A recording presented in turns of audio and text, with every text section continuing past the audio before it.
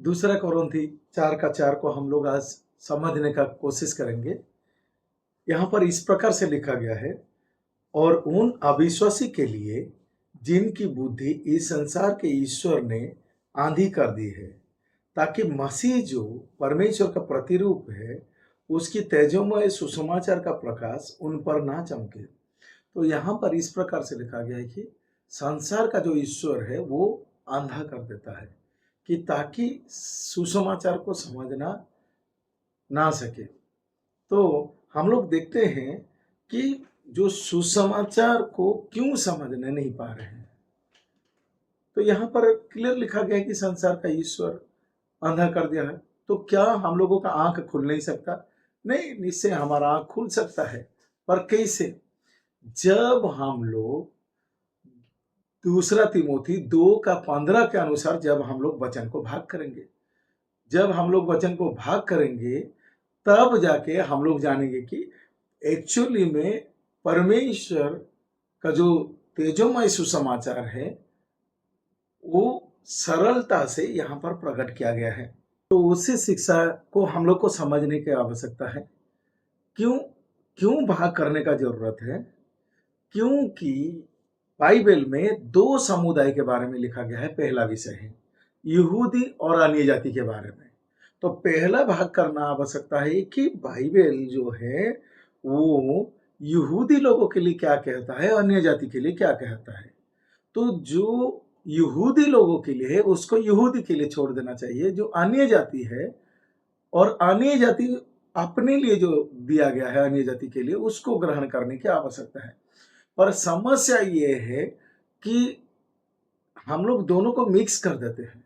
यहूदी लोगों के लिए परमेश्वर ने जो बोला था उसको भी हम लोग अपने ऊपर में लागू कर देते हैं, और जिसके कारण क्या हो जाता है, उसका तेजों में जो सुसमाचार है वो समझना मुश्किल होता है। फिर आपके मन में आएगा कि सुसमाचार के लिए तो हमने प्रभु यीशु को विश्वास करते हैं, प्रभु यीशु मसीह तो हर एक के लिए जीवन दे दिया, वो तो सही बात है, पर हर चीज का बारीकी से समझना बहुत जरूरी है।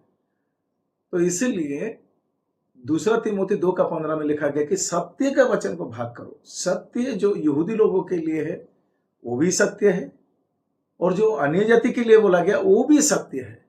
पर हम लोग मिलावटी करके हम लोग बोलते हैं कि प्रभु यीशु को तो हम लोग विश्वास करते हैं और हम लोग को सब मालूम हो गया। नहीं, आपको भाग करना ही आपका शुरुआत होता है सच्चाई की तरफ बढ़ने का। नहीं तो बात कंफ्यूजन क्रिएट करेगा और एक अविश्वासी मन भाव को क्रिएट करेगा। तो पहला चीज है भाग करना। पर बहुत लोग भाग क्यों करने नहीं पाते हैं? क्योंकि जब उनके जीवन में कोई भविष्यवाणी हो जाता है, कोई चीन चंगाई चमत्कार हो जाता है, तो उनको लगता है कि जो हम लोग पढ़ रहे हैं वो ही सत्य है। क्यों? क्योंकि उनके जीवन में कुछ हुआ है, उनको कुछ अनुभव हुआ है। तो वही अनुभव हुआ है तो जो कर रहे हैं वही सही है। तो आपका अनुभव के साथ वचन का कुछ लेन देन नहीं है।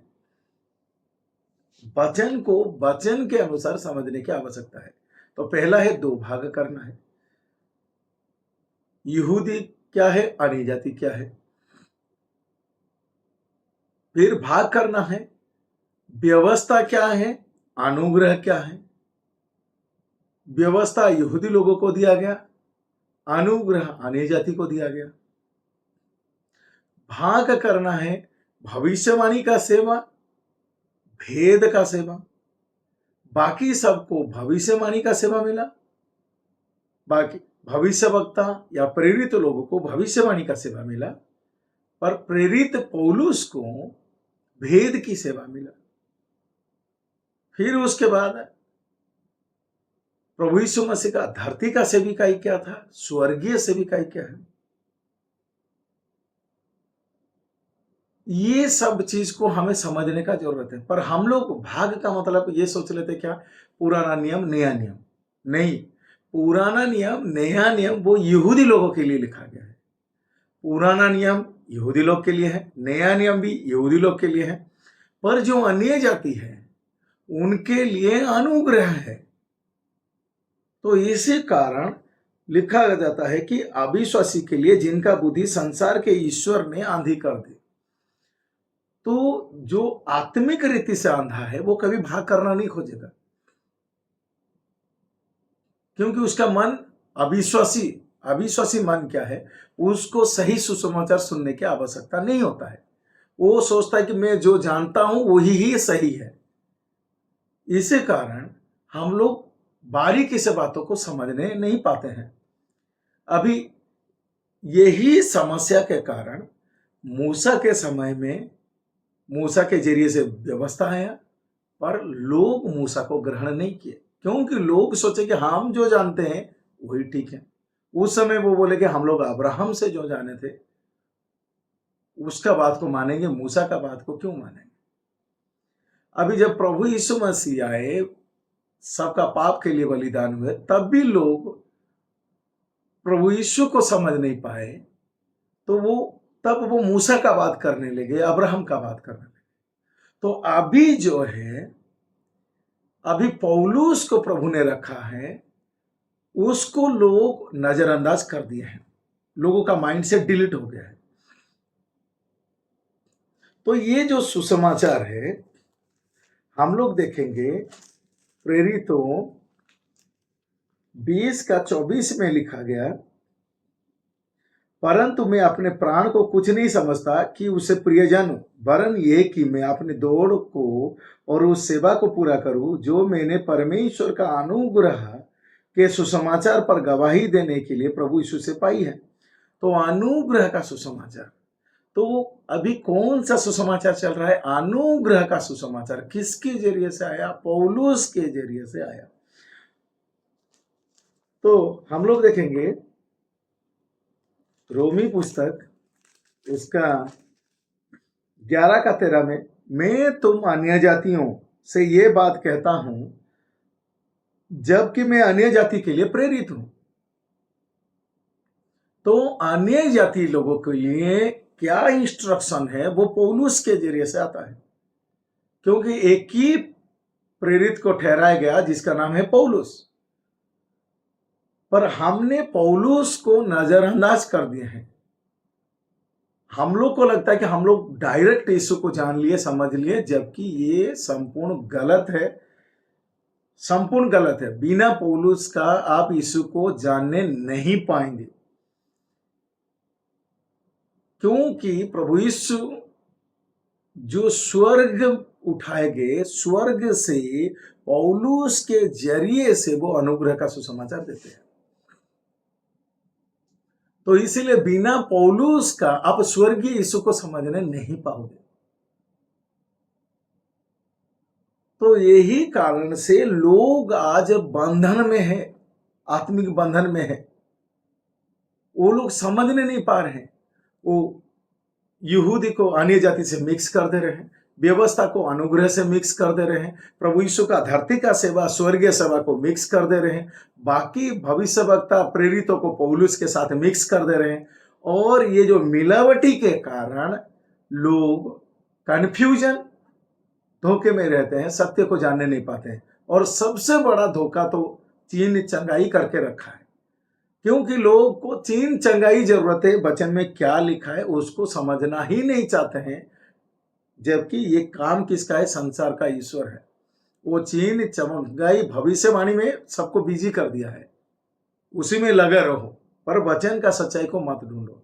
इसीलिए पौलुस कहता है संसार के ईश्वर ने अंधी कर दी है, तो जो अंधा है वो भाग करना कभी नहीं चाहेगा कि मैं वचन को भाग करूं, वो कभी नहीं चाहेगा। वो बोलेगा कि नहीं, मुझे भजन संहिता 23 अध्याय मुझे अच्छा लगता है, वो मेरे लिए है। भजन संहिता 91 मुझे अच्छा लगता है, वो मेरे लिए है।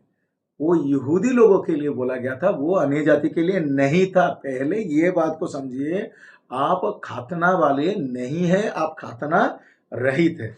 इसलिए हम लोग देखेंगे, अगर गालाती पुस्तक में 2:7-8 को देखेंगे, परंतु इसके विपरीत जब उन्होंने देखा कि जैसा खातना किए हुए लोगों के लिए सुसमाचार का काम पत्रोस को सौंपा गया, वैसे ही खतना रहित के लिए मुझे सुसमाचार सुनाना सौंपा गया।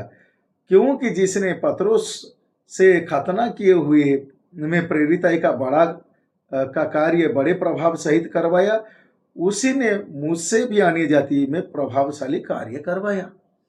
तो यहाँ महत्वपूर्ण बात यह है कि पतरस का जो सेविकाई था वो खतना वाले, तो यहाँ पर दो समुदाय के बारे में बोला गया है, खतना वाला अर्थात यहूदी और खतना रहित अर्थात अन्य जाति। पर आप अन्य जाति है, आपका पूर्वज जो मसीह में है सब अन्य जाति है, खतना रहित है, क्योंकि ये लोग खतना नहीं करते हैं और सोचते हैं कि पुराना नियम का आशीर्वाद हमें मिलेगा, जबकि पुराना नियम यहूदी लोग के लिए है, नया नियम यहूदी लोग के लिए है, और जो अनुग्रह का सुसमाचार अन्य जाति के लिए है। तो इसलिए समय रहते ही आप जांचे, भाग करें, तब आप जानेंगे कि अन्य जाति के लिए एक ही प्रेरित है जिसका नाम पौलुस है। दमिश्क मार्ग में उसका चुनाव होता है अन्य जाति के लिए, और उसके जरिए से अनुग्रह का सुसमाचार आता है, मसीह का देह वो निर्माण करता है और रैप्चर में खत्म होता है। तो उसी हिसाब से आप लोगों को भाग करना बहुत जरूरी है। अभी आप पौलुस का समय में हो, पौलुस का स्वर्गीय सेवा चल रहा है और रैप्चर में उठाए जाने के बाद खत्म होगा। तो जैसे ऐसा बिल्कुल ना करें। नूहा के समय में जो लोग नूहा का बात को नहीं माने, मूसा का समय में मूसा का बात को नहीं माने, प्रभु यीशु के समय में यीशु का बात को नहीं माने, तो पौलुस का समय अभी चल रहा है जब तक रैप्चर खत्म नहीं होता है। तो अगर आप पौलुस को नजरअंदाज कर रहे हैं तो आप अंधा हो, आत्मिक अंधा हो। इसीलिए अपने आप को जांचो। फिर भी अगर कोई कंफ्यूजन है तो मेरा जो वीडियो है, बाकी वीडियो को आप देखें, एक बार देखें। ये ना सोचे कि हमारे पूर्वज जो बात को बोल रहे हैं ये अलग क्यों बोल रहा है, हमने जो सीखा था, बिल्कुल ऐसा ना करें। पौलुस जैसे साउल था पहले, वो भी कुछ बातों को पकड़ के रखा था। हम लोग व्यवस्था का पक्के हैं, पर दमिश्क मार्ग में प्रभु यीशु ने उसका सोच को बदल दिया। तो वही यीशु, स्वर्गीय यीशु, जब आपका सोच को नहीं खोलेगा, आप ये स्वर्ग बातों को समझना नहीं पाओगे। पर उसका अनुग्रह इतना है कि जो वचन की ओर लौटेगा, भाग करेगा, तब वो जानेगा कि स्वर्गीय मिनिस्ट्री प्रभु का जो है वो स्वर्गीय सेवा का भागीदार अर्थात सहभागी हम लोग हैं। तब जाके जो सुसमाचार, तेजोमय सुसमाचार, अर्थात जो पहला आदम से हमारा अंदर मर गया था, अभी पौलुस के सुसमाचार के द्वारा, अनुग्रह के सुसमाचार के द्वारा ये अंदर का जिंदा हो गया है। जो अंदर का जिंदा हो गया है वही रैप्चर में शामिल होंगे। इसी हिसाब से पौलुस का जो सेविकाई है, पौलुस का आरंभ से, सेविकाई का आरंभ से लेके रैप्चर तक, तो रैप्चर अभी हुआ नहीं है। वक्त रहते ही उसका अनुग्रह को समझिए। प्रेरित पौलुस जो अन्य जाति का प्रेरित ठहराया गया है, उसका बातों को समझिए ताकि समय देर ना हो जाए। धन्यवाद।